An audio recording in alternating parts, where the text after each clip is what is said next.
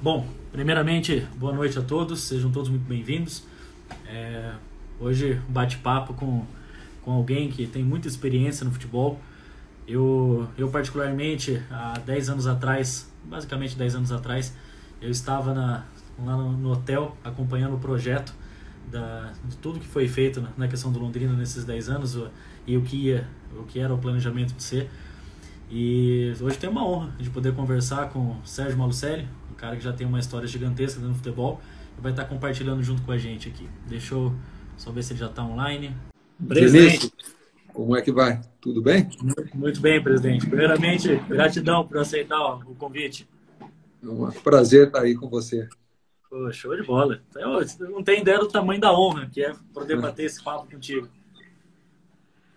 E hoje nós temos que ser rápido porque temos compromisso daqui a pouco, né? É verdade, hoje tem o show do rei, Roberto Carlos. É a primeira live dele, hein? Tá ficando moderninha. O mundo tá avançando, show de bola. Bom, então vamos lá. Primeiro, obrigado mesmo por ter aceito esse convite. É muito importante, ainda mais a experiência que você tem dentro do futebol, poder compartilhar com todas as pessoas que estão acompanhando. Tenho certeza que hoje o bate-papo vai ser bem legal. Vamos lá, Vinícius. Então vamos lá. Primeiro, Sérgio, tá há quanto tempo no futebol e por que o futebol?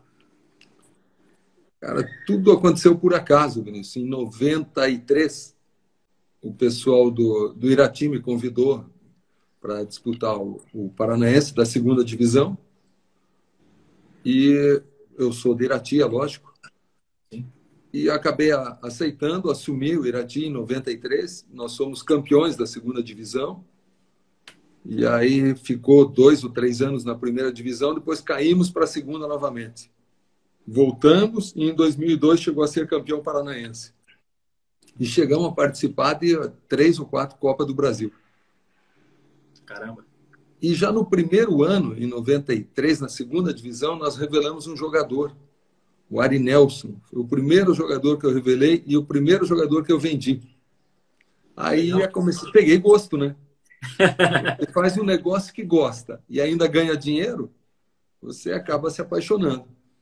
E foi o que aconteceu. Nós vendemos o Ari Nelson para o Santos na época. Na época, quem patrocinava o Santos era a Unicor. E a Unicor deu um patrocínio para o Irati por mais um ano. Então, além de vender o jogador, eu garanti o ano seguinte também. E aí comecei a fazer amizade no futebol e foi em frente. Mas desde 93 eu estou no futebol. Caramba, tem bastante história para contar, então com certeza. Tem. No Irati tem muitas histórias. Porque Irati era o começo, não tinha tanta divulgação na época. Para você vender jogador não é como hoje. Hoje você faz um gol aqui, o mundo inteiro fica sabendo. Naquele tempo não, você tinha que mandar DVD, você tinha que falar do jogador, você tinha que trabalhar mais a venda. Hoje não, hoje o comprador vem atrás de você. E só vem atrás do que interessa. Então, eu acho que naquele tempo era mais fácil de vender do que hoje. Ah, é? Bem mais fácil aquele tempo. Porque ninguém conhecia ninguém. Então, você falava do jogador, você mostrava um DVD e o pessoal via os gols. Todo mundo gostava de ver só os lances. Ninguém gostava de ver o jogo todo. Então, você vendia bem mais fácil um jogador do que hoje. E o Irati vendeu muitos jogadores na época. Muitos mesmo. Aproveitando, eu ia perguntar isso. Quem alguns nomes de jogadores foram vendidos na época? Bom, começa com o Ari Nelson, que foi o primeiro, foi para o Santos. Inclusive, o Pelé chegou a ligar para ele na época, porque nós estávamos entre o Atlético e o Santos. E quando o Pelé ligou para ele, na hora ele desistiu do Atlético e quis ir para o Santos. Aí depois vendemos o Brandão, o Itamar. Nossa, o Gauchinho. Teve muitos jogadores no tempo do Irati. Nem me lembro de todos, mas muitos mesmo. O Ageu, que hoje está aí, jogou no Irati, que hoje é treinador. Sim. No final de carreira, depois teve o Caio Júnior, jogou lá, foi o último time que ele jogou. O Leomir, que é auxiliar do Abelão, também terminou no Irati, ele tinha saído do Fluminense na época. O Assis foi o nosso treinador, o primeiro treinador nosso. O Assis do Casal 20. Sim. Tive o prazer de conhecê-lo. Então, teve muitos jogadores mesmo no Irati. E é bem até hoje bacana. tem jogadores do Irati por aí. Isso que é o bacana, que até hoje tem jogador espalhado, mas também muita gente que já parou de jogar e hoje tem um bom relacionamento com você, né? Isso é... Tem E bastante. tá trabalhando no meio do futebol, né? É verdade. E quando eu vim para o Londrina, nós trouxemos a base do Irati para o Londrina. Uhum. Porque o Londrina não tinha nenhum jogador na época. Nós pegamos do zero. Então, na época, eu trouxe para cá o Wendel, o Joel, o Bruno Henrique, Sim. todos os jogadores que apareceram, que despontaram, o Arthur Caíque, o Maurício Ramos foi revelado no Irati. Caramba, é Quem muito teve nome uma bom. passagem pelo Irati, mas que não chegou a jogar, foi o Felipe Luiz, o lateral Felipe, esquerdo que hoje está no Flamengo. Felipe Luiz também?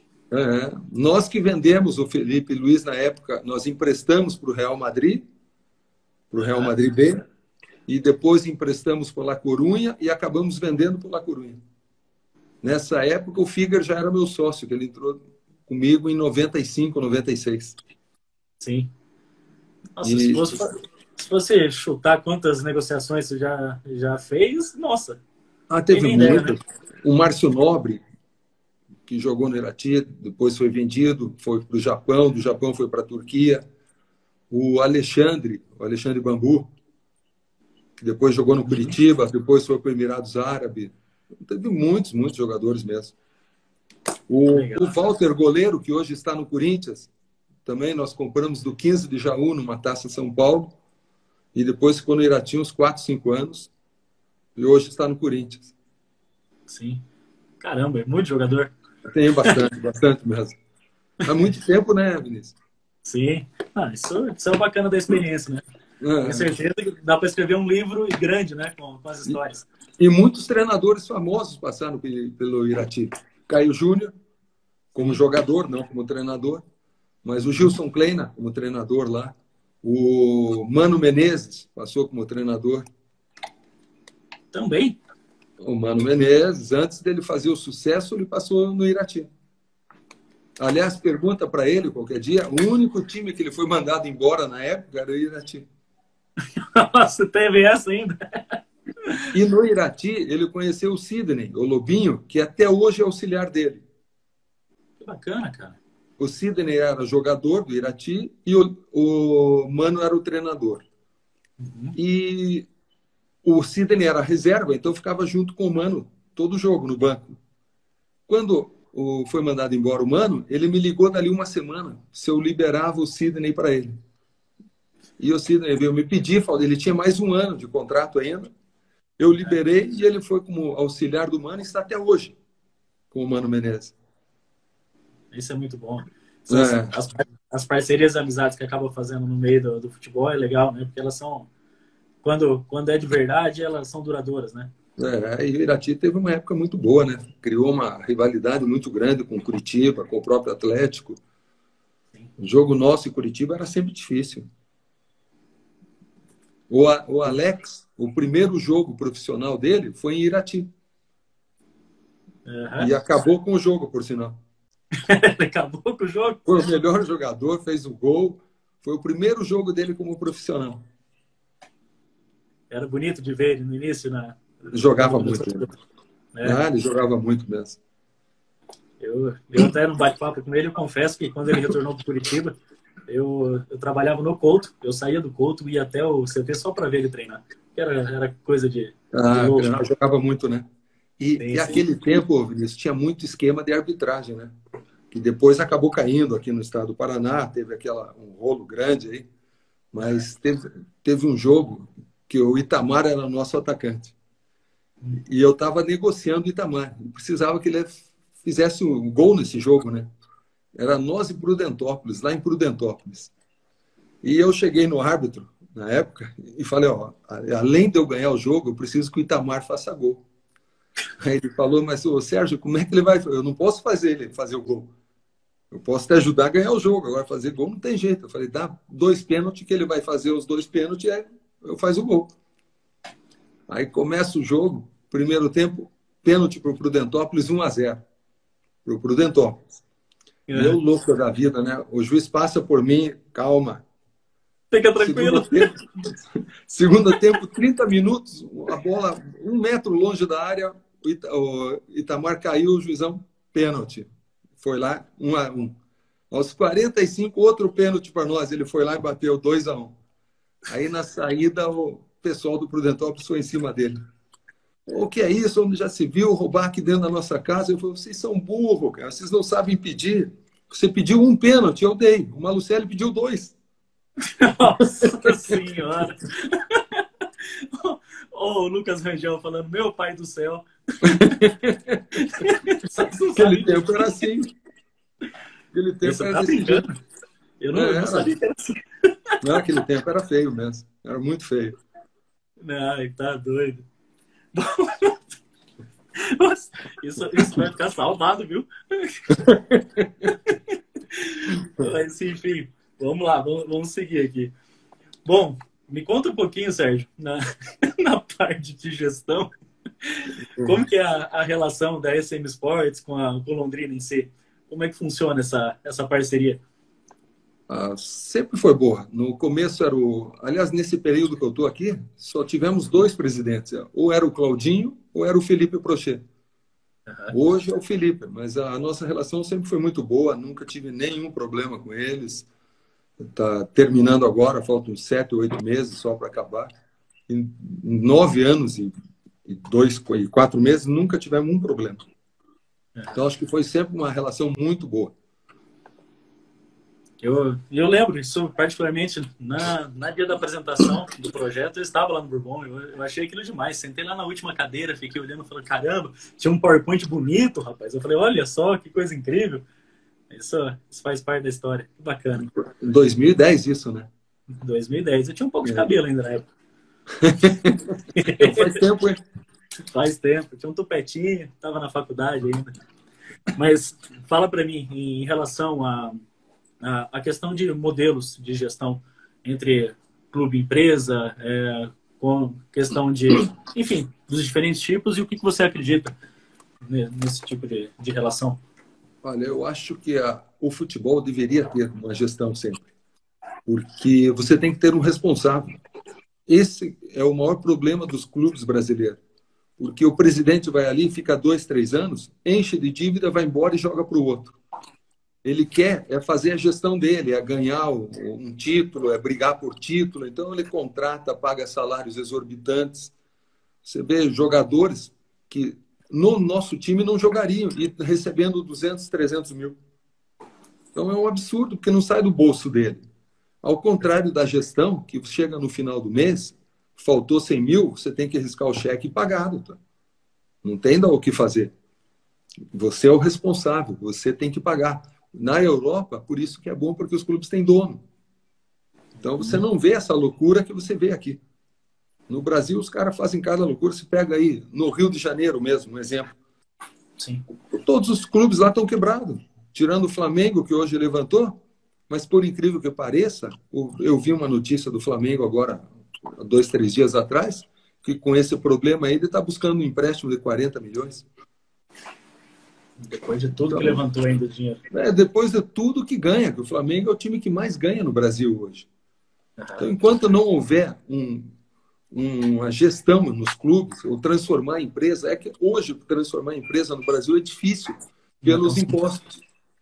Que o clube paga 4% a 5% e o clube empresa paga quase 30%. Então, fica inviável para alguém fazer isso. Mas seria a reformulação que todo mundo pede no futebol. E sendo que na maioria dos casos, se alguém for assumir como clube empresa, tem que assumir algumas coisas que estão para trás ainda do clube, né? Tem mais esse problema ainda, né? Porque quase todos os clubes nossos estão endividados. Hoje você pega o Cruzeiro.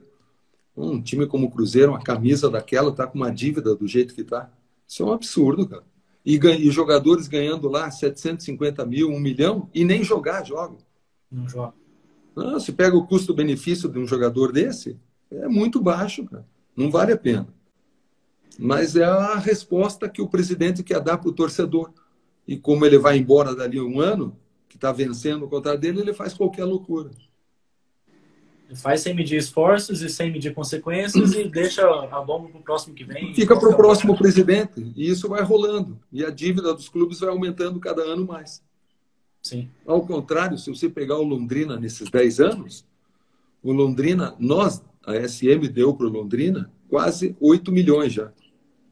Caramba. Com o que eu tenho que pagar o Londrina ainda, vão ser quase 10 milhões que o Londrina vai pegar nesses 10 anos. Praticamente 1 milhão por ano. O Londrina ganhou, não teve despesa nenhuma, ganhou títulos e ganhou competições. Galgou lugar de uma série nenhuma para uma série C ou B, que nós podemos estar hoje ainda. Sim, voltou para o cenário nacional, né? Fez toda a diferença. E quando nós pegamos, o Londrina não tinha nenhum jogador e não tinha crédito nenhum. Nós íamos viajar, quando ligava para o hotel para fazer a reserva, dizia que era o Londrina, era só se pagasse antecipado. Nossa, era desse Hoje jeito. não. Hoje o Londrina tem crédito em qualquer lugar. E voltou para o cenário, como você falou, vendeu vários jogadores, está no mercado novamente. Hoje o Londrina tem um nome forte, outra vez. Sim. Então, gestão eu acho muito importante para o futebol. Essa visão de quem olha pelo lado de ser empresário, né? Você é um empresário dentro do mercado do futebol, né? E você, óbvio, você tem que visar lucro também, porque se uma empresa não tem lucro, ela fecha, né? Exatamente. E nos clubes de futebol, normalmente não é isso que acontece, né? Enfim, você faz uma dívida, fica para o próximo presidente e isso vai se arrastando. Então, olhar pelo ponto que em 10 anos, 1 milhão por ano de lucro, quando começou com nenhum jogador, conseguindo entregar o time da maneira que entregou. O Londrina hoje é um time, né? Então isso é sensacional, cara. E a torcida não vê dessa maneira. Essa que é a única coisa, né? O torcedor é paixão, né? O torcedor quer saber do resultado. E ele esquece muito rápido o que já passou. Você vê aí, muitos torcedores nossos hoje nunca tinham visto um título no Londrina. Porque nós somos campeões depois, acho que, se não me engano, 22 anos depois. Então, muitas pessoas não viram isso aí, o Londrina ser campeão. Mas Sim. Já esqueceu. Nós fizemos 9 anos de sucesso. 6 meses que fomos mal.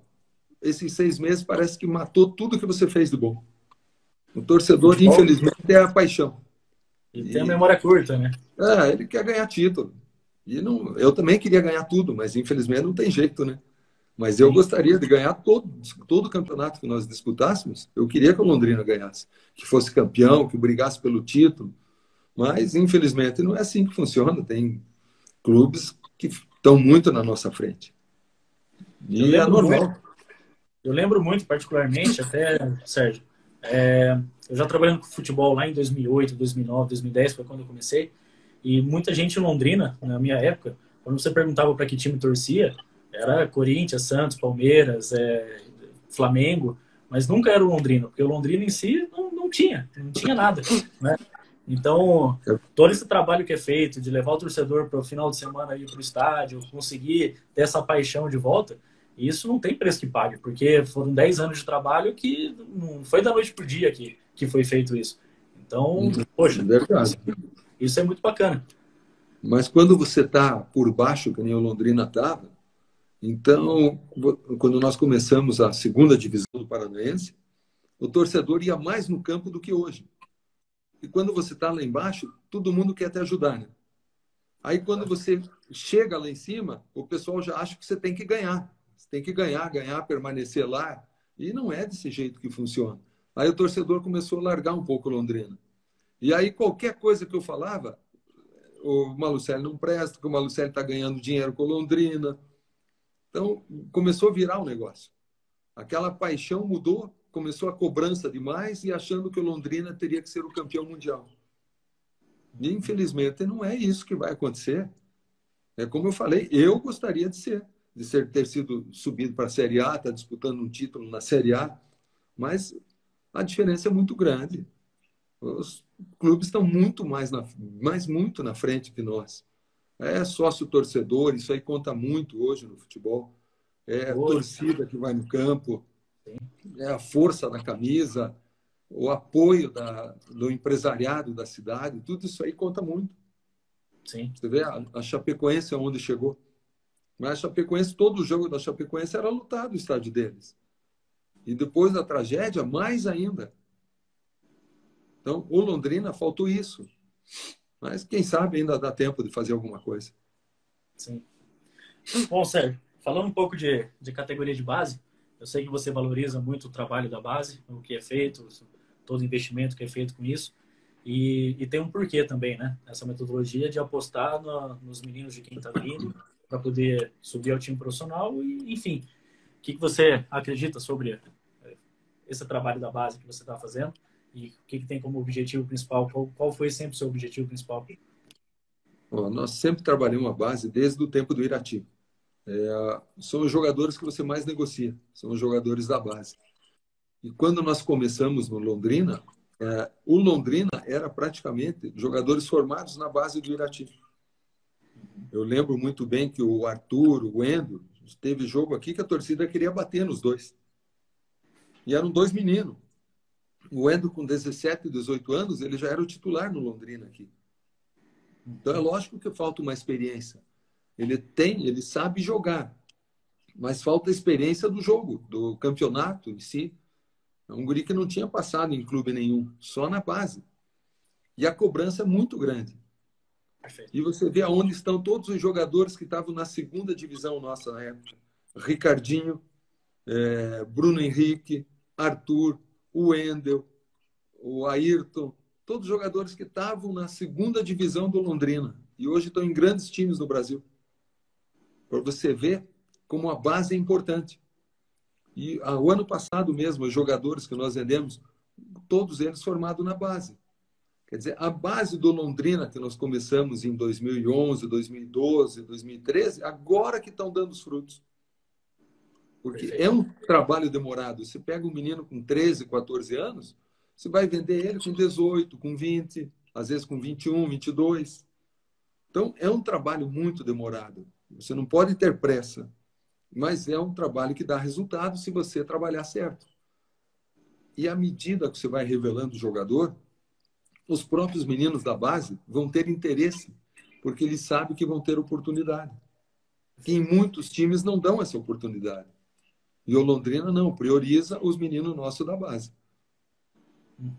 Nós estávamos agora no Paranaense com 8 ou 9 jogadores no titular, todos da base. Eu acho a base mais importante. E hoje, quanto mais novo, melhor o jogador para você negociar, para você poder vender. Sim. Hoje, a torcida não tem muita paciência com o jogador que sobe da base, porque espera que ele faça algo que um jogador experiente com 10, 12 anos de experiência faça, né? E muitas vezes, aí também, olhando pelo lado positivo, o jogador faz 1, 2 jogos bons, a torcida já acha que tem que vender, ou já acha que aquele jogador já está pronto, né? E a gente costuma dizer que o jogador muda de vida da noite para o dia, mas que leva anos que para ele mudar de vida da noite para o dia, para ele conseguir ser negociado e conseguir, enfim. E muitas vezes os clubes, eles não têm essa paciência que até o próprio Londrina tem, que é a questão da valorização, saber que são etapas do processo, que ele vai entrar num jogo e vai mal, depois ele vai entrar no jogo de novo e vai conseguir ter uma sequência. Então, essa valorização da base é muito interessante. E justamente para os atletas, né, que eles sabem que se eles estão ali na base, eles conseguem almejar quem está no profissional, tá na categoria acima, porque isso não acontece em alguns times, né? O jogador sabe, ele pode ser o camisa 10 do sub-20, que ele está no quarto time do profissional, né? É só você ver o caso do... Nós revelamos jogadores do Fluminense aqui, da base do Fluminense, que não jogaram no time. O Léo Pelé, o Ayrton, lateral esquerdo, o Arthurzinho, do Palmeiras. Arthurzinho. Não chegou a jogar no Palmeiras, veio para cá, por indicação do Cuca. E o guri deslanchou aqui, o Palmeiras já vendeu o jogador e ele jogou acho que 2 ou 3 partidas no profissional. Então, essa falta de calma, de paciência com esses jogadores, que os clubes grandes não têm e nem podem, às vezes, pela cobrança que eles têm de títulos. Não dá E é isso que nós fazemos no Londrina. Nós colocamos e insistimos com o jogador. Se a gente acha que ele tem condições, você vai insistir.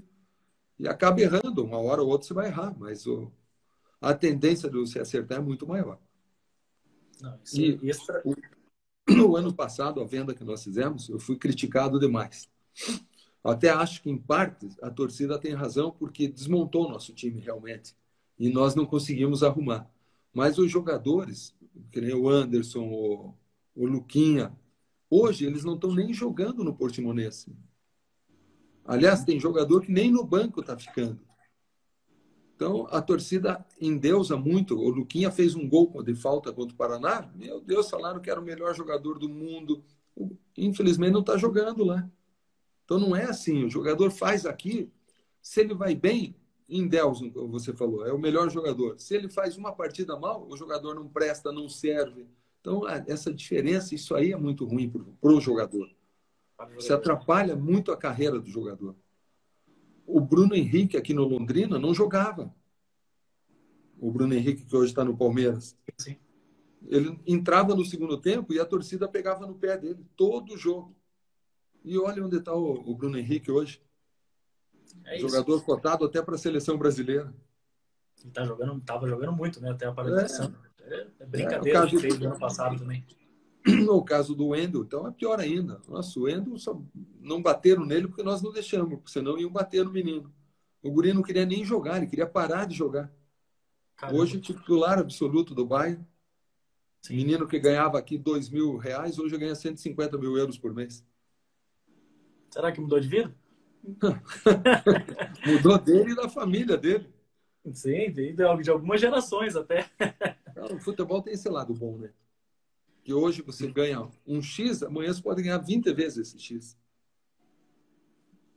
E essa é a importância de quantos jogadores a gente fez assim? Sim. Uma situação, Sérgio, quanto no lado do empreendedorismo, eu acho que não há nada mais válido quando um terceiro se interessa por algo que você criou, que você fez, né? E eu acho que para um jogador, quando ele começa a se destacar, não tem ápice maior do que um clube vir de fora e ter interesse na prestação de serviço dele, né? E isso que eu acho muito bacana, porque Londrina não tem interesse nenhum em querer segurar. Óbvio que vocês querem fazer bons negócios, isso é nítido, todo mundo quer fazer um bom negócio, né? Desde que o negócio seja bom para todos os lados. Mas o jogador, como é que você diz para um jogador que vem uma proposta dessa de fora, que ele, não, você não vai porque você está bem aqui no clube e eu preciso de você aqui agora e você vai ficar. Não tem como, né? Não tem como segurar. A cabeça do jogador já muda, né? Eu lembro, ano passado, nós tínhamos vendido primeiro se não me engano, o Luquinha. O Anderson foi por último. Não foi o Felipe antes? Quando nós vendemos o Luquinha, o Anderson não queria mais ficar aqui de jeito nenhum. Ele queria ir embora, porque só eu não sou negociado, eu que sou o melhor do time, ninguém não negocia. Aí, quando eu falei para ele que tinha interesse, na hora ele quis ir embora. E se você segura o jogador, ele vai cair o rendimento, não vai te ajudar e você vai perder o negócio. Isso o torcedor e a imprensa não entendem. Eles dizem, você tem que segurar o jogador, não pode liberar, o time despencou, o time caiu. Mas se ele ficasse, iria cair igual, porque ele também não ia render mais. Mas o torcedor e a imprensa não entendem isso. Sim. Então, a imprensa influencia muito o torcedor também. Porque a imprensa faz muito a cabeça do torcedor. E é o que eles noticiam, é o que o torcedor lê. Então, isso aí fala o que eles querem ouvir também, né? E isso atrapalha demais. E atrapalha o trabalho que você está fazendo com esses meninos. São todos meninos jovens, que estão começando a sair para o mundo ainda. Verdade. Então, eu acho que você tem que vender. Aparecer um negócio, tem que fazer. Senão, além de você perder o negócio, você acaba perdendo o jogador. E quando não perde o elenco, né? Porque o jogador fica bravo e... Exatamente. Enfim, acaba até prejudicando o trabalho do dia a dia. E nós sempre procuramos fazer uma mescla dos jogadores jovens e trazemos sempre alguns experientes para equilibrar o time. E com a venda o ano passado desses meninos, os jogadores que nós trouxemos, quase todos experientes, de Série B, infelizmente o resultado foi muito ruim, né? Tanto dentro de campo como fora. O que acontece também, né? Não é sempre que o time vai na liga. Mas você tem que fazer a venda, não adianta. Só que às vezes não dá certo.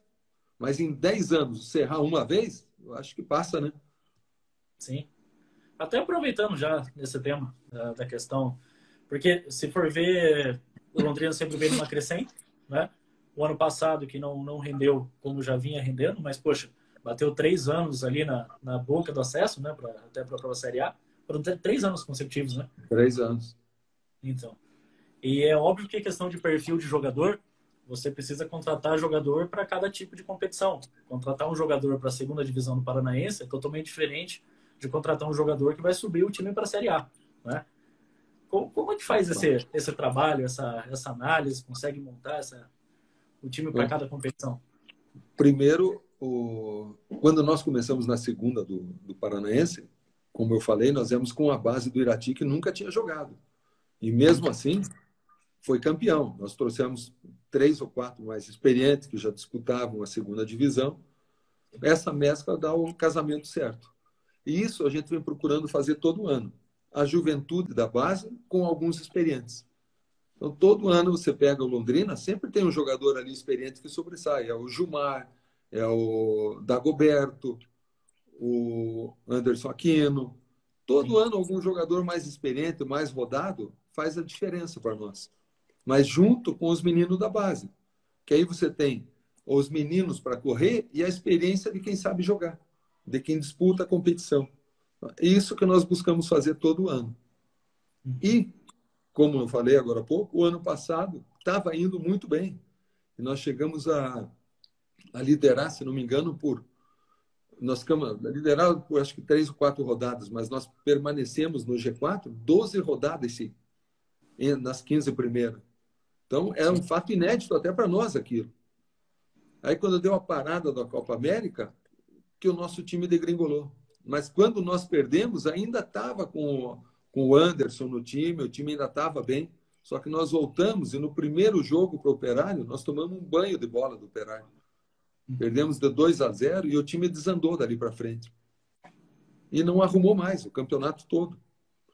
E é um negócio tão estranho que quando você entra na zona de rebaixamento, parece que aquele negócio te segura de um jeito que nada que você faz dá certo. É o exemplo do Cruzeiro.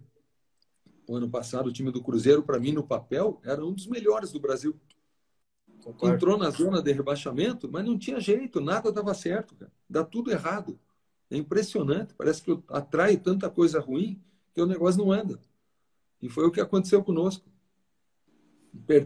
Perdíamos gols, o time adversário dava um chute no gol, ganhava o jogo. Então, isso aconteceu em vários jogos nossos. E são coisas que não têm explicação. Sim. É coisa do futebol mesmo. Que é para ser também, né? É. Não adianta. E nós procuramos fazer a mesma coisa que a gente fazia todo ano. Só que não deu. Não casou. O jogador que veio não casou com o que estava. Como falava um amigo meu na época, Hélio Alves, antigo Hélio Alves, saudoso Hélio Alves, que foi treinador de Paraná, de Atlético, de Curitiba, foi campeão nos 3. E ele sempre falava que o futebol é casamento. Se o zagueiro da direita não casar com o zagueiro da esquerda, não adianta. Tanto que ele punha no quarto para dormir, em concentração, os 2 zagueiros, os 2 laterais direitos, os 2 atacantes, os 2 meias. Ele sempre fazia isso. Ele falava que tinha que haver o casamento entre os jogadores. E foi o que não aconteceu com o Londrina no ano passado. Infelizmente. Essa eu vou anotar também, porque essa eu não sabia. O Hélio Alves falava isso sempre.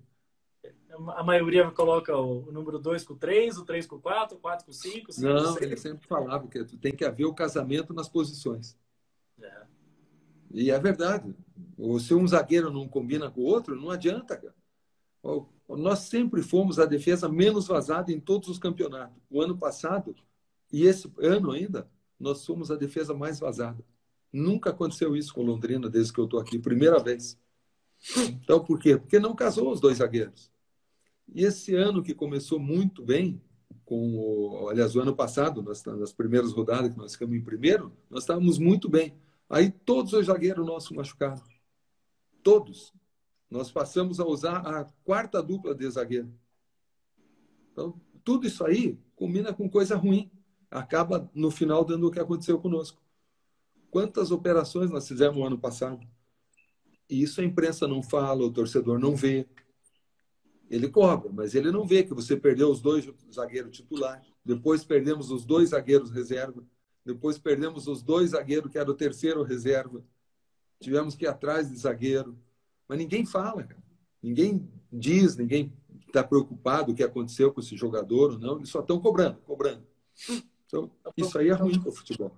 Está preocupado em cobrar porque quer resultado, mas não está preocupado com o processo, como é que funciona. E tem que entender, poxa. Essa é a mágica do futebol, né? E assim, eu sei que não é legal, ainda mais pro teu lado, que está na área de gestão, mas essa é a máxima do futebol. O time vai estar em cima, depois o outro vai estar embaixo, e aí um jogo que o time tem total probabilidade de ganhar muito maior do que de um time pequeno, o time pequeno vai lá e ganha. Essa é a mágica do futebol, né? Mas a torcida quer saber, poxa, cadê as vitórias do meu time? O ano retrasado, quando o Marcondes entrou num jogo, eu não esqueço isso, porque eu estava voltando, o jogo foi em Maringá. E eu estava escutando, na época, na volta, Paiquerê. Mas aqueles caras da Paiquerê detonaram tanto esse Marcondes, mas de uma maneira que eu nunca vi falar. Porque você falar que o jogador não foi mal, não estava bem, é uma coisa. Agora, falar, não, Marcondes não tem condições nenhuma de vestir a camisa do Londrina, não tem categoria, não sabe jogar. Para você ter uma ideia, a mulher dele estava escutando na rádio, ficou chorando. No outro dia, o Marcondes veio me contar. E esse mesmo Marcondes, o ano passado, era o melhor jogador nosso da zaga. Tanto que nós estávamos com a zaga a menos vazada do começo da Série B, o ano passado. Aí ele machucou, operou o joelho, está voltando agora só. E ninguém fala nada. Agora, quando ele foi mal, todo mundo criticou. Que ele realmente não foi bem em Maringá, mas não para receber a crítica que ele recebeu na época da Paiquerê. Então Sim. Foi um negócio absurdo. E isso é ruim para o futebol, porque esses caras acham que ele tem a latinha na mão e podem falar o que eles querem. E a maior parte desses caras não sabe nada de bola. O cara não veio ver um treino, ele não acompanha. Aí, quando você fala, eles dizem, não, mas o CT é fechado. Mas toda semana tem alguém da equipe deles aqui. Mas esse que estava criticando não viu um treino nosso até hoje. Mas detonou o menino. E isso faz mal, cara. Faz mal. Acaba, às vezes, com a carreira de um jogador. Esquece que por trás do jogador que está vestindo a camisa tem um homem ali que precisa sustentar tem um a família. Ser humano. Tem um ser humano. Tem um ser humano, cara. Tem a família dele, ele tem a mulher, ele tem filhos que podem estar escutando isso. Então, esses absurdos da imprensa que eu acho que tinha que mudar também. Sim. Porque a imprensa não é porque está ali com o microfone e pode falar o que eles querem. E eles falam. Quando você não tem problema, eles querem arranjar um problema. Quando você perde o jogo, deve ter algum problema atrás dos muros da SM. Eles fazem aquela novela como se estivesse devendo, como se estivesse batendo no jogador. A gente não entende. Agora, pergunta se esse mesmo cara vem ver o treino. Não vem. Sim. E não é porque a SM está fechada. A SM é fechada como todos os outros centros de treinamento são. É liberado 2, 3 vezes por semana. E é horário X, enfim. Porque senão os caras querem mandar no teu time. Aí vira a casa da mãe Joana, né? É bem isso mesmo. É isso mesmo. Até, deixa eu mudar um pouquinho de assunto. Até acabou me vindo aqui. Eu na trilha do futebol, acabo conversando muito com pais, né? Sobre formação, quais são os melhores caminhos. E qual que você acha que é o papel ali, a relação da importância dos pais nessa parte junto da formação, junto com o clube, né? O que você diz sobre isso? Eu tenho uma opinião sobre os pais. Eu acho que 99% dos pais atrapalham o filho. Sim. Porque para todo pai, o seu filho é o melhor jogador que tem. Eu nunca vi nenhum pai dizendo que o filho é ruim, até hoje. É isso aí. Então, 99% atrapalha a carreira. Primeiro, porque eles querem explorar o menino. O menino é que vai levar o dinheiro para casa, o menino é que vai sustentar todo mundo. E aí já querem a cobrança em cima do menino. Eu acho que o pai não poderia ser jamais o empresário do jogador. E essa é a minha opinião. Perfeito. Eu não concordo, acho que atrapalha demais. A relação pai e filho é difícil dentro do futebol, porque o pai quer se meter em tudo, ele já quer ver o treino, ele já quer dar palpite. Isso 99% dos casos. Viu? Sim, sim. Tem as suas exceções, mas 99% atrapalha o jogador. É porque acaba misturando a questão de sentimento, o que é para ser uma área profissional, você conseguir analisar a hora que precisa puxar a orelha do filho, e não é isso que acontece, que acaba a maioria sendo né, porque a maior parte dos jogadores são pessoas que vêm de um nível um pouco menor, de um nível um pouco mais baixo, de poder aquisitivo. E acaba achando no jogador a saída para todos os problemas da vida dele. Então, o pai, às vezes, quer cobrar mais. Ele quer brigar mais pelo salário e atrapalha o jogador, porque você acaba dando um salário um pouco melhor, o jogador acomoda achando que já está bom aquilo e não rende o suficiente. Então, na minha opinião, o pai não deveria jamais se envolver. Não, Deixa para os pega especialistas. o caso mais famoso do mundo, Neymar. Neymar, Sim. pai e filho. O Neymar pai é duro de aguentar, cara. Não é fácil, não. Atrapalha muito a carreira do Neymar. Sim. Esse é um exemplo que todo mundo sabe. Então, essa é a minha opinião sobre o relacionamento pai e filho no futebol. Claro, claro. Total razão. Não tiro sua razão, até porque você já tem, se fosse para abrir as histórias que tem para contar, novamente, a gente ficaria, perderíamos a live do Rei Roberto Carlos. Perderíamos mesmo. Tem muitos casos mesmo. E muitos casos de jogador que acabou atrapalhando demais, demais. Até o jogador não rendeu nada. Sim. Fazer uma pergunta, que isso estou me fazendo bastante, e confesso que eu não tenho propriedade para responder. E até porque muita gente também não vai ter, porque não aconteceu, né? Questão até do Covid-19, né, do coronavírus. O que vai acontecer nos próximos meses em relação ao futebol? Qual que é a tua opinião, se fosse para dar um chute quanto a isso? Bom, quando começou esse problema todo, que é um problema mundial, os clubes se reuniram e resolveram dar férias até o dia 20. Eu chamei na época a nossa advogada, Maiara, e falei para ela, nós vamos dar férias direto até o dia 30. Porque é impossível em 20 dias voltar. O que aconteceu? Todo mundo acabou prorrogando as férias para o dia 30 também. Na minha opinião, agora eles estão falando em voltar e fazer o campeonato com portões fechados, mas o problema não é o portões fechado, não é só a torcida. O futebol é contato.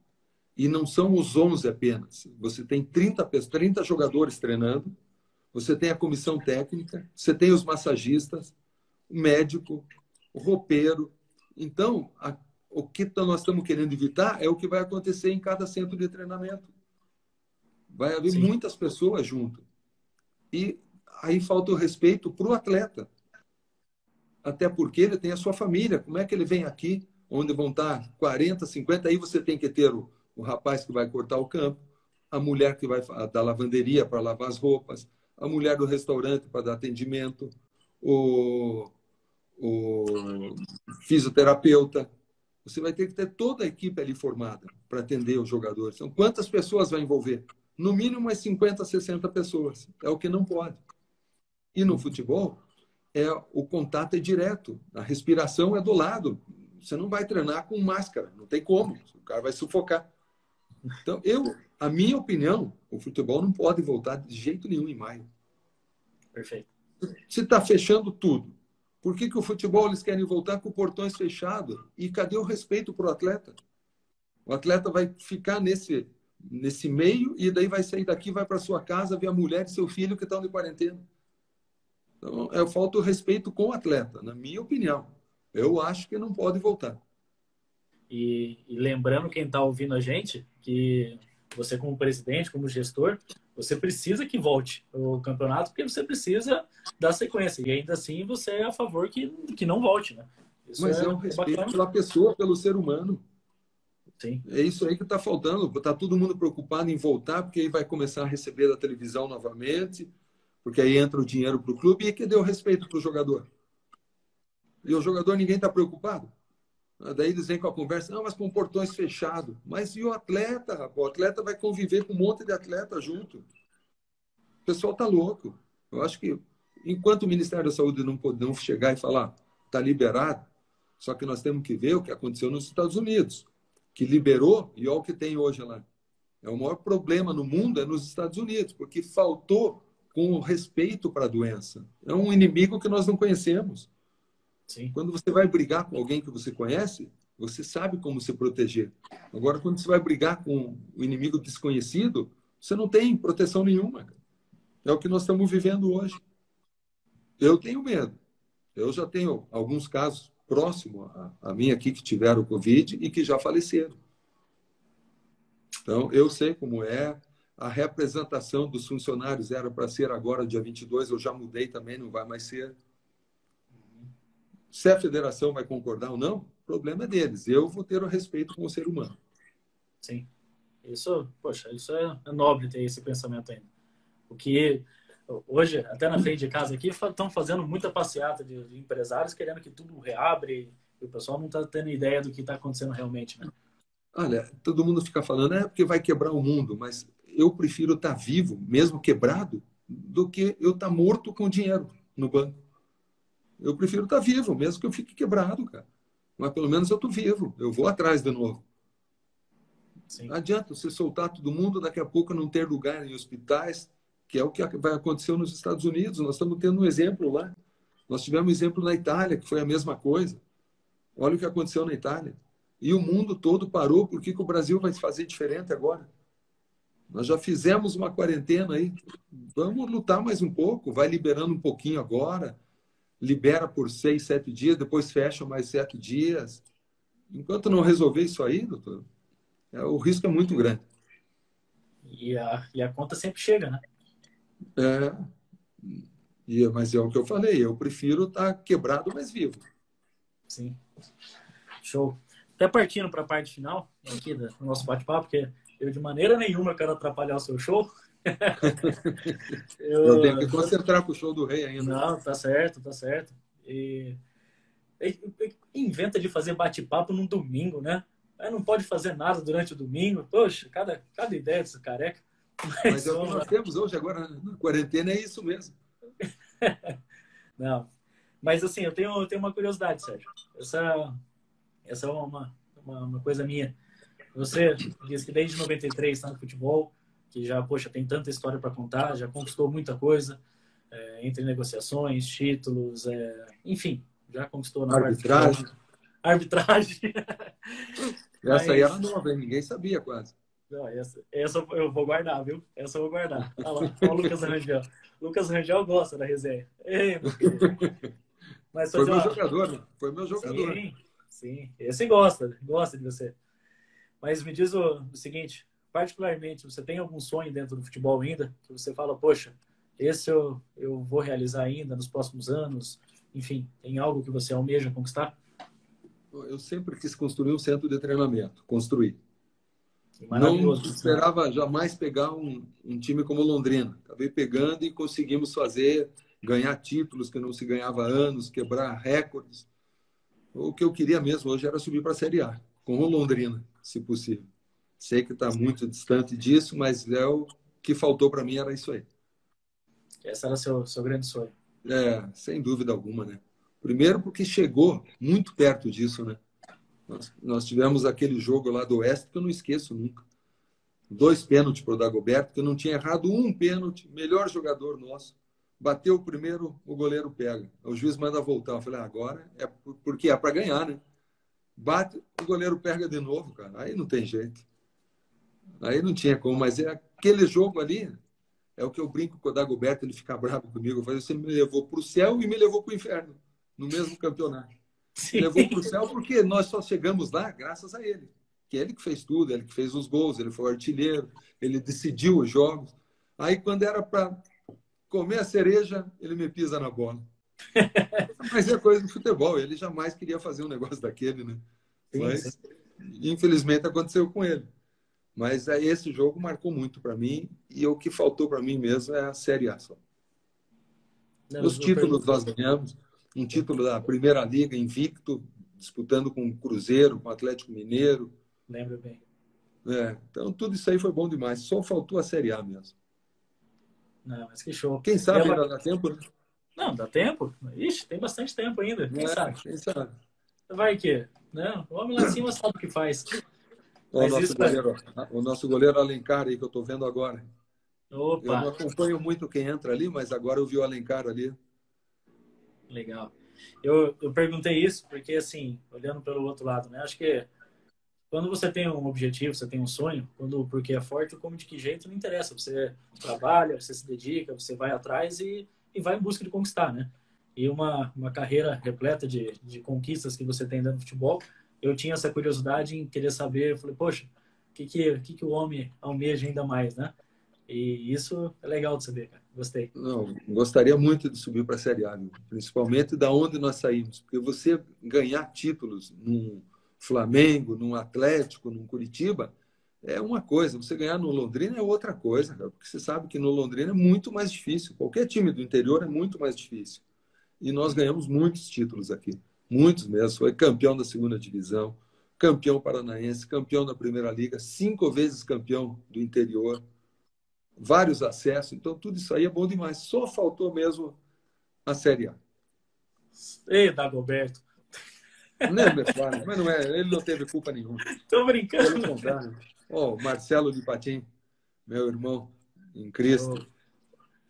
Abração, Lipatinho. Esse fenômeno. Bom, Sérgio, eu não vi teu amigo Gianfranco, não vi se ele participou aí, viu? Ele estava fazendo um churrasco hoje, eu acredito que ele não esteja meio que em condições. Ele tá magro mesmo, está comendo pouco. O Duque está se cuidando, viu? Ele se cuidando aqui, ele ficou uma semana, um mês aí de molho só comendo. Mas está se cuidando, tá sim, tá treinando na sacada da casa dele. Bom, Sérgio, e até já finalizando, porque já vai cair a live, que é de 1 hora, eu até gostaria de agradecer até mesmo o Gianfranco e até a Maiara, que entrou em contato para poder agendar esse bate-papo. E o Jean, principalmente, que há 4 anos que eu estou junto com ele, ele é um cara que me ensina muito, me ajuda, me abre porta para tudo quanto é canto, né? E eu só tenho a agradecer. E principalmente por poder ter essa oportunidade de conversar contigo.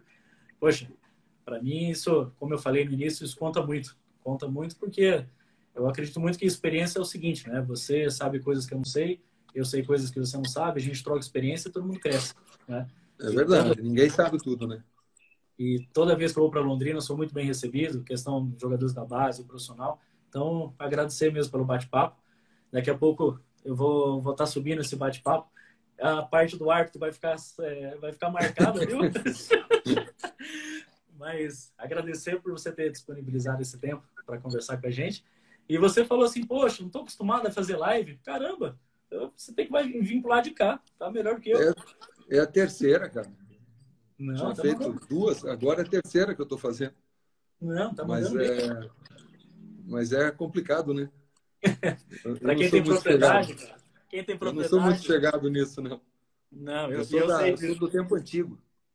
Eu sei disso. Eu lembro do CT, eu falei, Sérgio, precisamos fazer um bate-papo. Você falou, não quero não. Não gosto muito mesmo. Sim, gosto. Então, mas hoje até o Rei vai fazer uma live hoje. Poxa, então é isso. Eu estou fazendo propaganda dele aqui, hein? Então, pessoal, às 19h45 vai ter live do Rei Roberto Carlos. Vamos conectar e cantar todas as músicas do Rei. Você já não sabe nenhuma, né? Não é do teu tempo. Eu sei, rapaz. Eu sei porque minha mãe é fã do Roberto Carlos. Eu não sei minha mãe. Não, mas eu sempre acompanhei ela quanto a isso. Eu tenho certeza que ela deve ter comprado um buquê de rosas para ficar jogando rosas junto com ele. Ele adora, isso né? mesmo. Aí, tá vendo como eu mesmo. sei? Parabéns. Show de bola. Mas obrigado novamente, viu, Sérgio? Obrigado mesmo. O prazer foi todo meu, foi muito bom. E espero que a gente tenha podido esclarecer muita coisa ainda. Não, e vamos esquecer só a conversa da arbitragem, que aquilo era brincadeira. É verdade, mas foi brincadeira. Corta essa parte aí. É verdade, mas foi brincadeira aqui. Tá bom, Sérgio. Obrigadão, tá? Um abraço. Um abraço a você. E aproveite bem o show. Um abraço a todos aí. Valeu, um abração.